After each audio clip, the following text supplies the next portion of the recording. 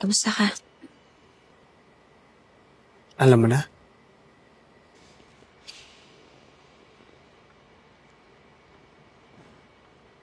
Ibig sabihin, alam na rin ang lahat.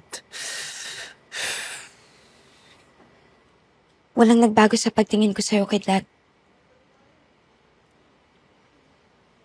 Ikaw pa din yung Kidlat na may mabuting puso, may prinsipyo at pinaglalaban yung tama.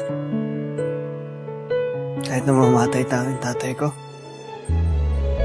Hindi naman ikaw yung gumawa nun eh, siya yun. Kahit na sino pang magulang mo.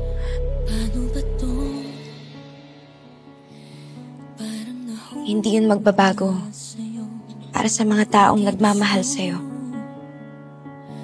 Ngunit ito ang totoo. At kung sa'yo'y hanggang kaibigan na,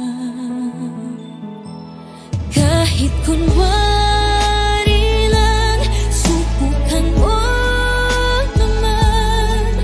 Kahit sa saglit, ako'y bahaglin. Kahit kunwari lang, minsan maramdaman. Oh, tsaka na pala eh. Kumusta sa lady? Ito, inoobserbahan pa ng mga doktor. Si Jello, bugbog sarado pa din. Yung magbabantay ako magdamag. Huwag ka maglala, tol.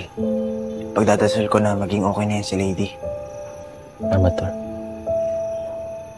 Ano pala nangyari pagkaalis namin? Nahuli na ba si Matos? Ayun, inaresto mismo ng tatay niya. Ni Rendon? Ba't naman niya gagawin yun? Kasi, ano ba't bigla kang tumahimik? Ba't huhuliin ni Rendon ang sarili niyang anak? Kasi hindi lang si Matos ang anak niya. Pati si Kidlat. Anong pinagsasabi mo?